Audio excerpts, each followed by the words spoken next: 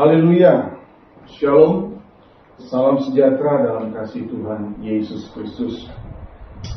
Puji Tuhan, kita boleh berjumpa kembali dalam ibadah raya pada hari ini, hari Minggu, tanggal 5 Desember tahun 2021.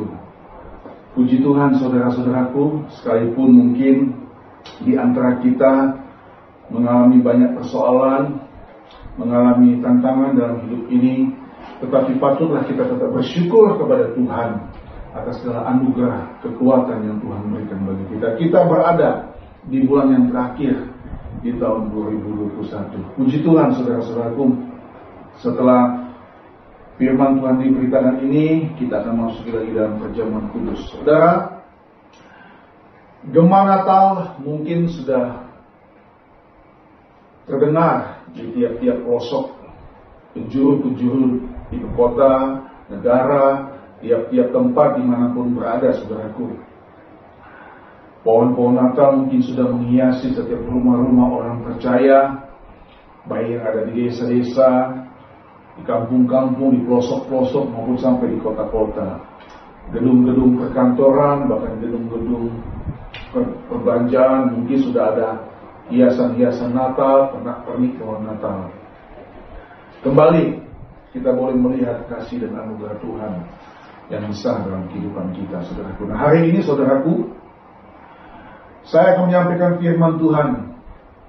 Renungan Natal yang pertama di minggu ini, renungan Natal yang pertama adalah dengan judul tema khotbah, melakukan kehendak Allah. Saudara, saya akan mengajak saudara untuk membaca Matius pasal 1.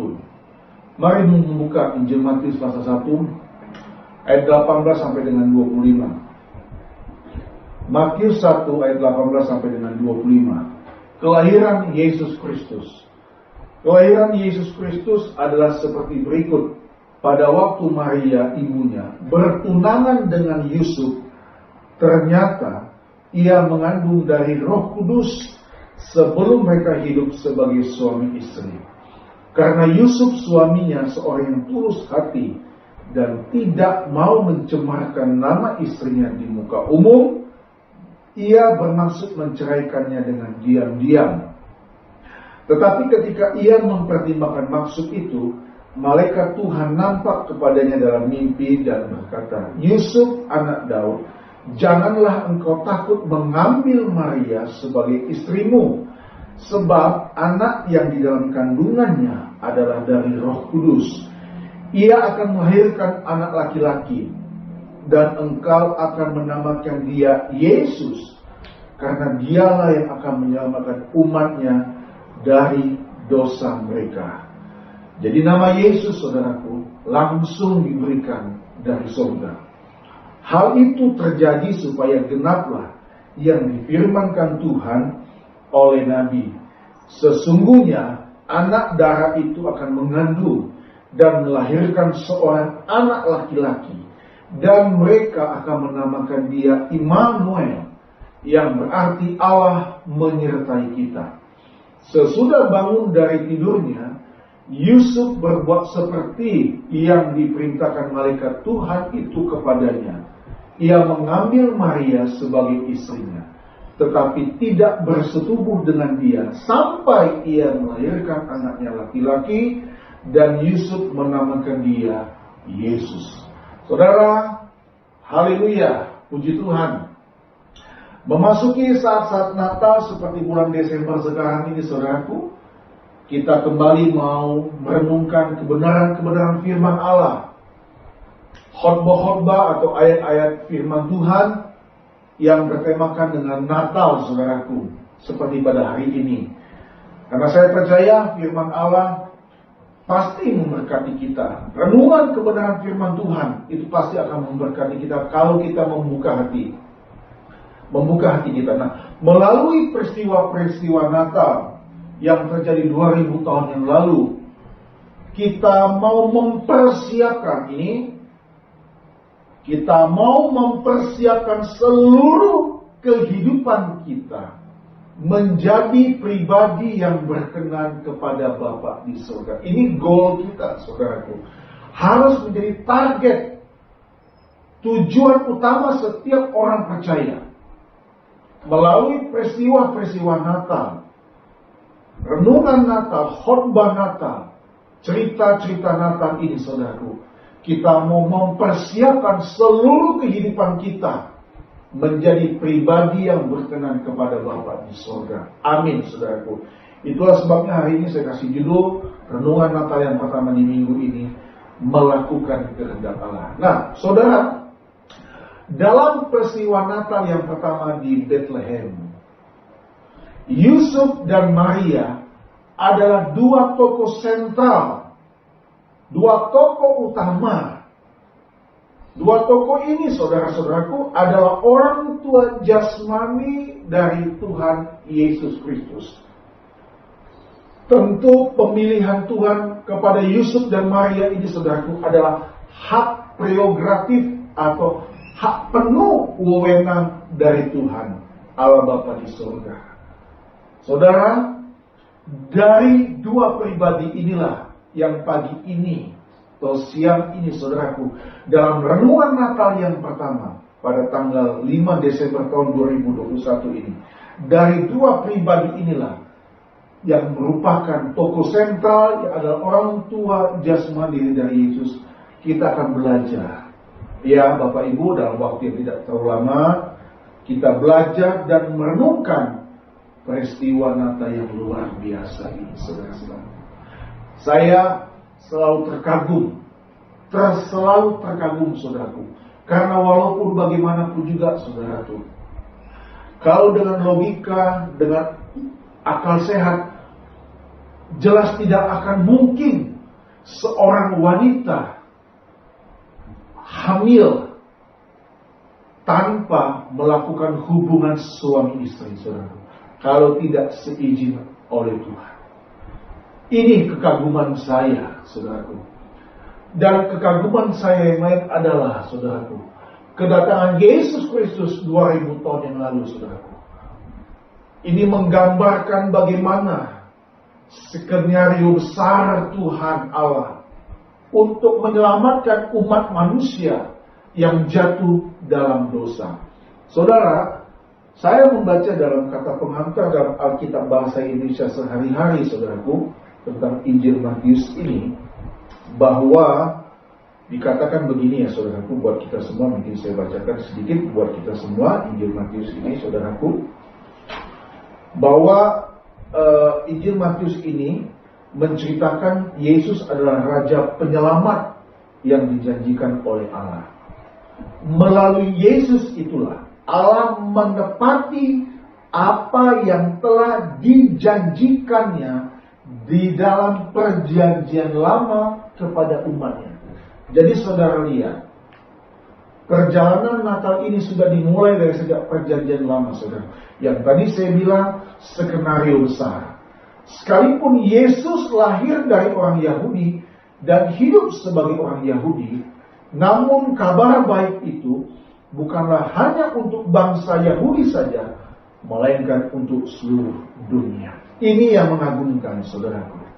Jadi tidak akan mungkin, saudaraku, seorang wanita mengandung tanpa melakukan hubungan suami istri dengan suaminya yang sah, kalau tidak ada maksud dan rencana Tuhan di balik itu semua. Saudara, kita akan melihat hari ini, kita belajar dua poin penting dari dua tokoh sentral ini, saudaraku, Yusuf dan Maria. Kita akan merenungkan peristiwa Natal. Sebelum kita masuk dalam perjamuan kudus pada hari ini karena ini adalah minggu pertama.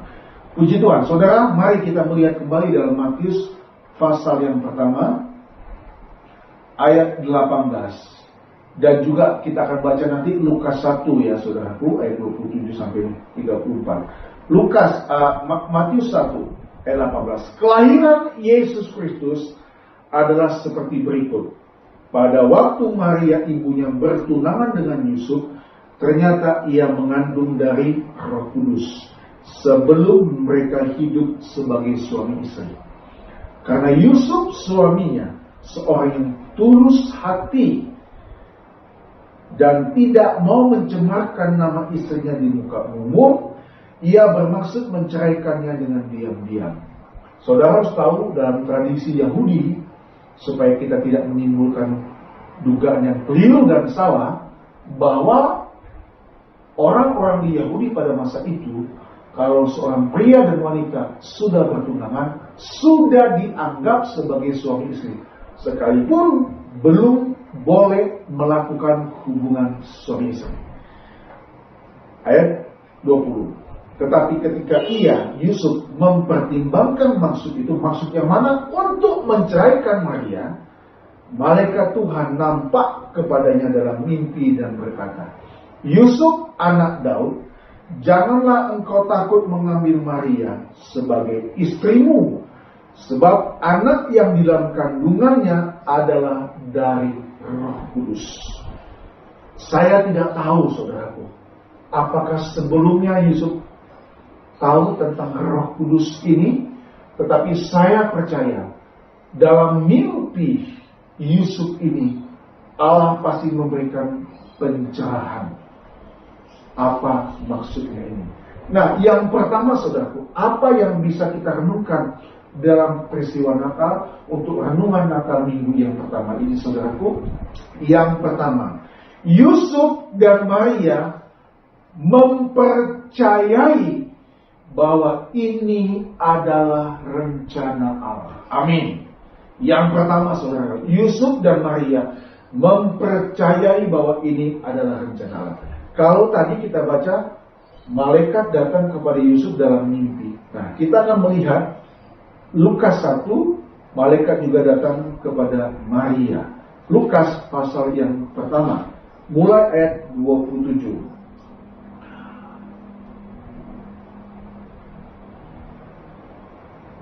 Lebih baik kita mulai baca ayat 26 saudara ya. Lukas 1 ayat 26. Pemberitahuan tentang kelahiran Yesus. Dalam bulan yang ke-6, Allah menyuruh malaikat Gabriel pergi ke sebuah kota di Galilea bernama Nazaret kepada seorang perawan yang bertunangan dengan seorang bernama Yusuf dari keluarga Daud. Nama perawan itu Maria. Saudara ya, perawan Maria, perawan suci. Ketika malaikat itu masuk ke rumah Maria, ia berkata. Jadi kalau dalam Lukas ini saudaraku, nampak langsung saudaraku.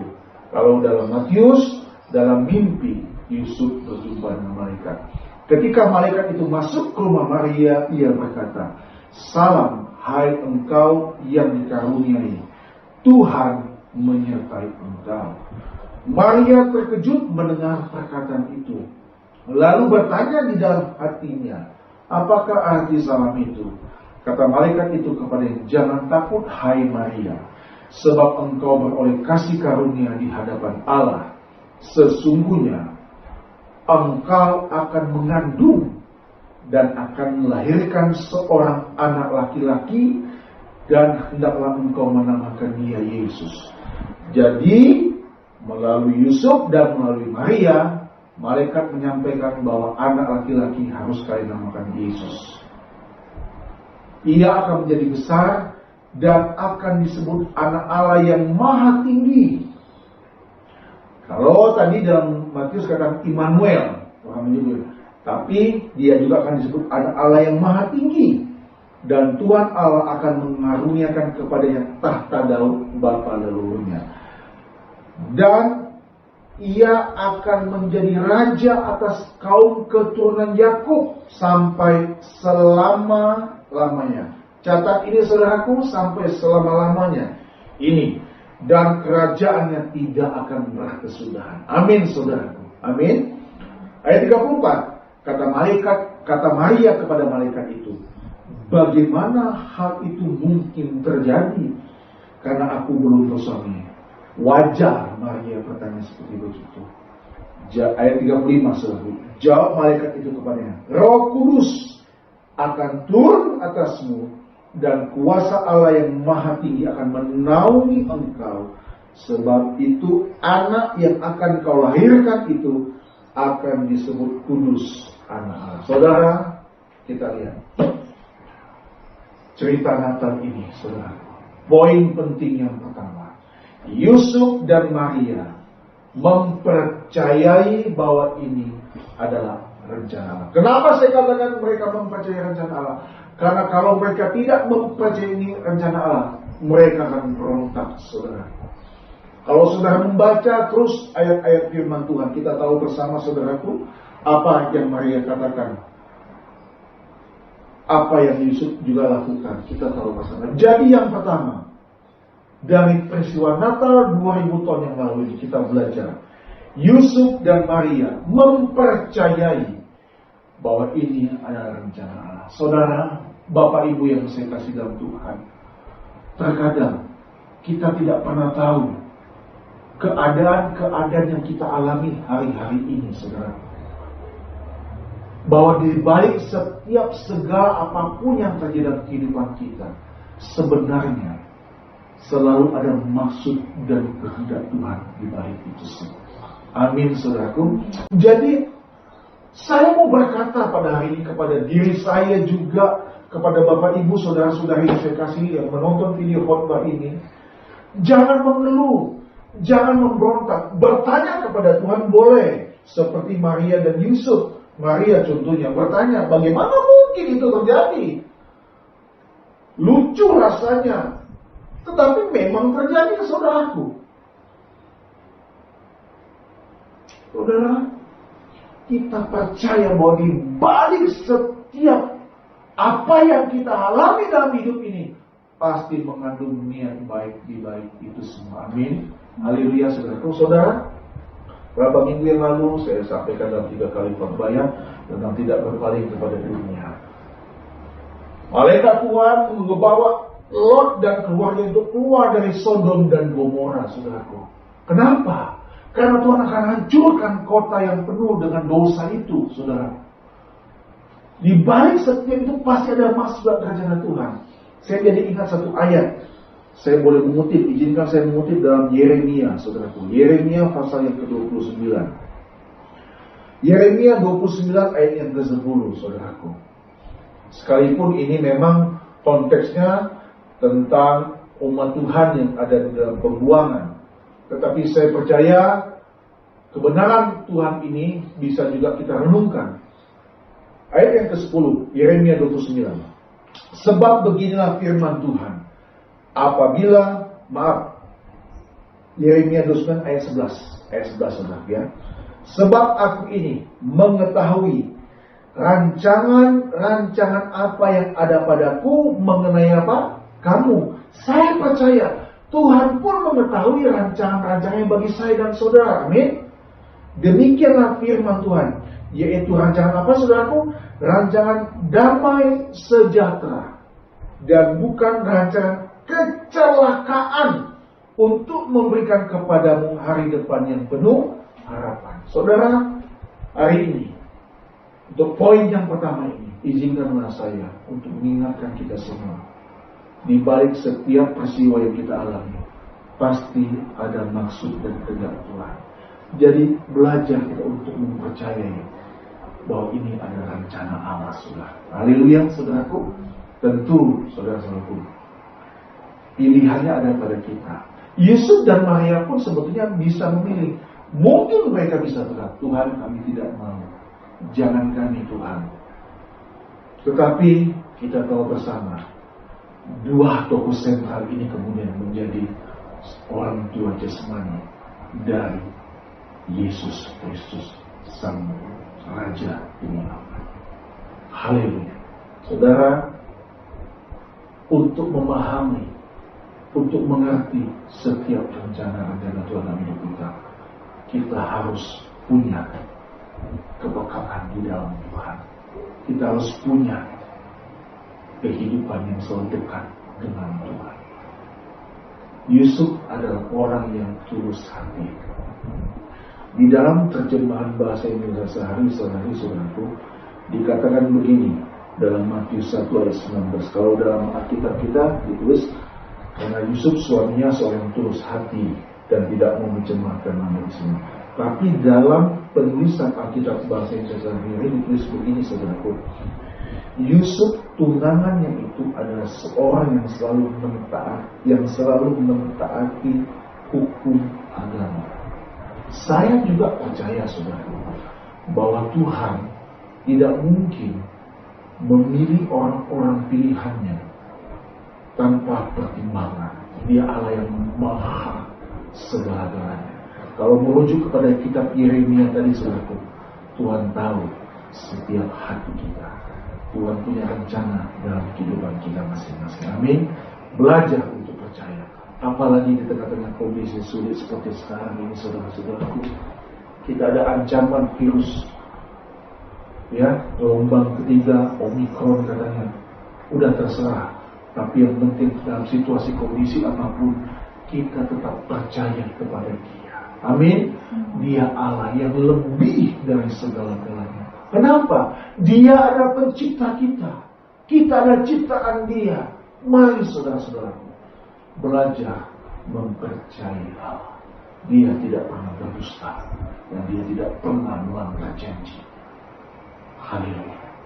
Renungan Natal yang pertama. Yang kedua, poin yang kedua, saudaraku.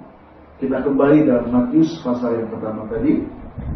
Saya baca buat kita semua. Ayat yang ke-24, saudaraku. Ayat 24. Sesudah bangun dari tidurnya, Yusuf apa, saudaraku?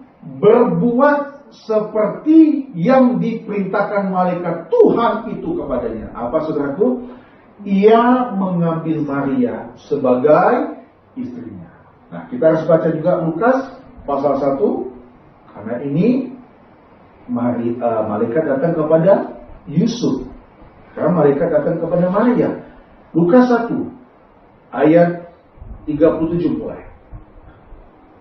Sebab bagi Allah tidak ada yang mustahil. Nah, ini penting, saudara, ayat firman Tuhan ini pasti sudah ayat 38-nya. Kata Maria, sesungguhnya aku ini adalah apa, saudaraku?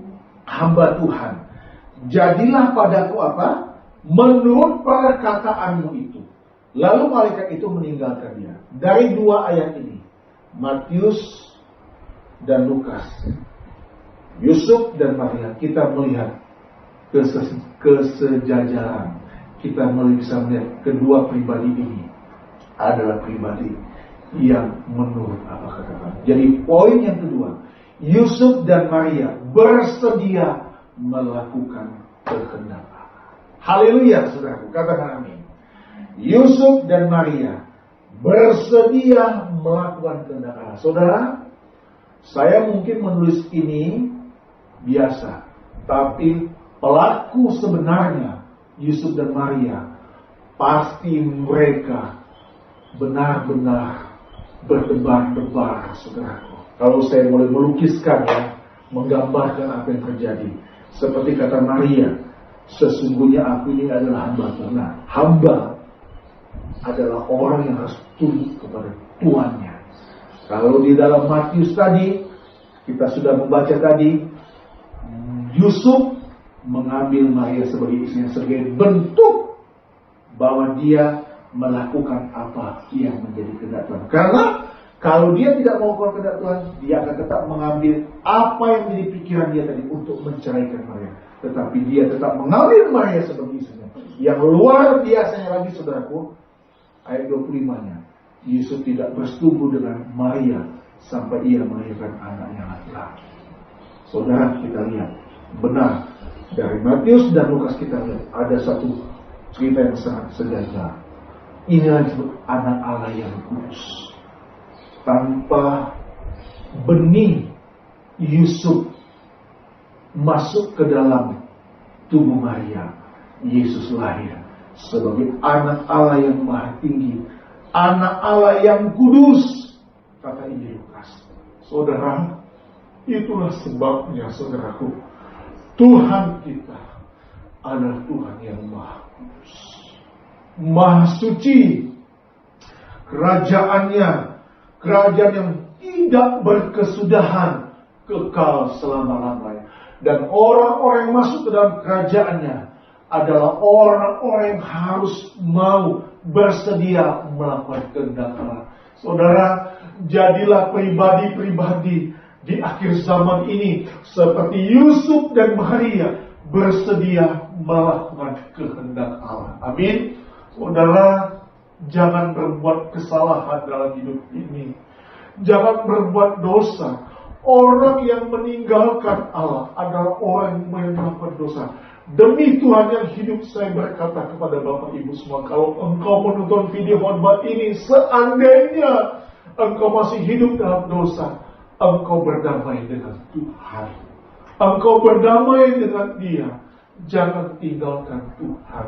Dia Allah yang maha kudus, saudara.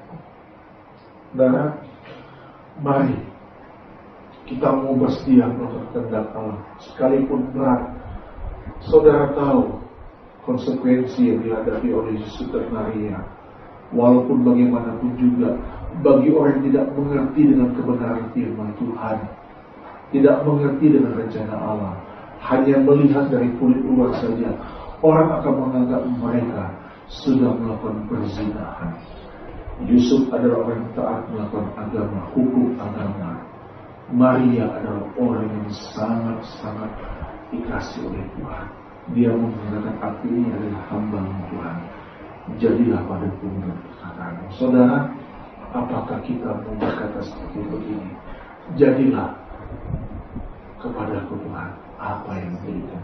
Saya teringat saudaraku, 2000 tahun yang lalu di Taman Getsemani, dalam firman Tuhan tentunya, Yesus berjuang antara hidup dan mati, saudara, di dalam Getsemani. Dia katakan, kalau boleh lakukan jawab ini di hadapan Tuhan Bapa, tapi biarlah kehendakmu yang jadi, bukan kehendakku. Saudara, dalam situasi yang sulit seperti sekarang ini, saudara-saudaraku, kita tidak tahu ke depan, tapi kita tahu bersama walaupun dia akan semakin hari semakin jahat, tapi Allah Immanuel pasti menyertai kita. Jadilah pribadi yang mempercayai Tuhan, mempercayai setiap kehendak dan rencana Tuhan, dan jadilah pribadi yang bersedia melakukan kehendak Allah. 2 poin ini saya bagikan bagi kita semua, saudaraku. Sebagai ayat yang terakhir, kita buka Yohanes 4 ayat 34, dan nanti kita akan baca Filipi 2 ayat 4. Kita buka dulu Yohanes pasal keempat, saudara.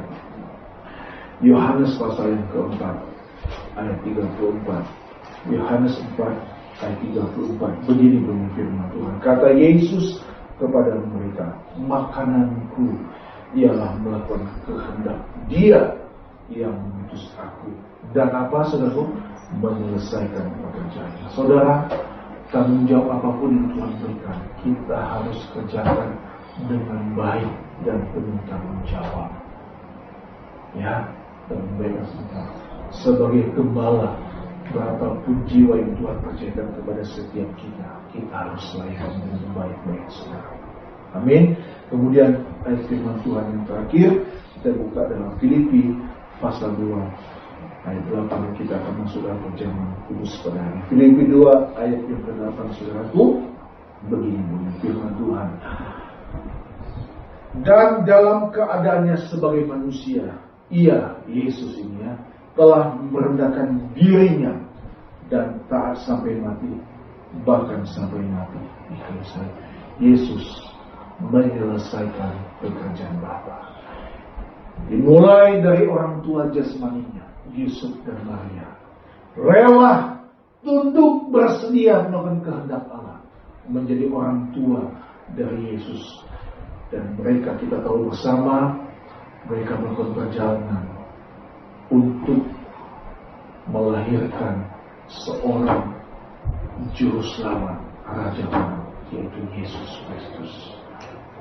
Tuhan Yesus. Saudara, dari sini kita belajar bahwa kita tidak sekedar cukup mempercayai Allah saja, tetapi kita belajar bersedia dengan kerelaan kita tunduk dan taat akan kehendak Bapa, seperti apa yang Tuhan Yesus lakukan sampai mati di kayu salib. Saudaraku, Natal seharusnya membawa hidup kita sepenuhnya tunduk pada kehendaknya. Ini Natal, saudaraku. Tidak jadi masalah di rumah kita tidak ada pohon Natal. Tidak jadi masalah tidak ada kue-kue Natal, tidak ada pernak-pernik Natal. Yang penting spirit Natal hidup dalam kehidupan kita. Apalah artinya kita memasang pohon Natal yang menerangi ruangan rumah kita, tapi hidup kita tidak menerangi sesama kita. Saudara, selamat menyambut Natal di bulan Desember ini. Tuhan Yesus Kristus memberkati kita. Selamat Natal melakukan dan selamat melakukan kehendak Allah. Puji Tuhan. Haleluya.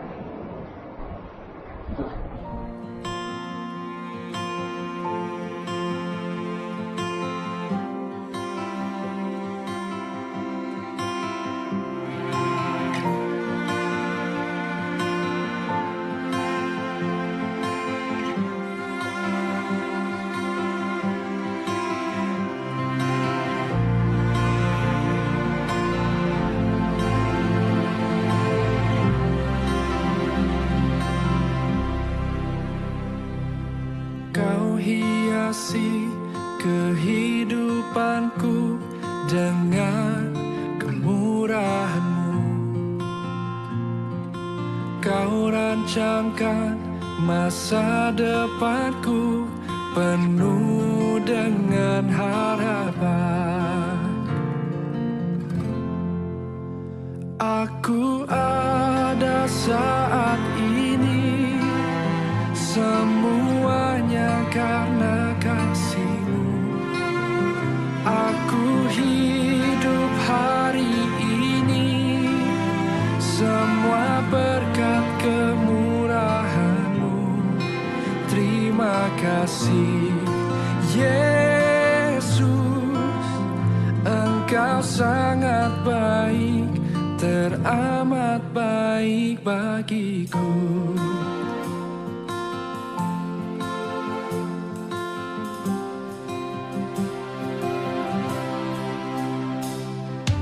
Kau hiasi kehidupanku dengan kemurahan-Mu. Kau rancangkan masa depanku penuh dengan harapan. Aku ada saat ini, semuanya karena kasih-Mu. Aku hidup hari ini, semua berkat kemurahan-Mu.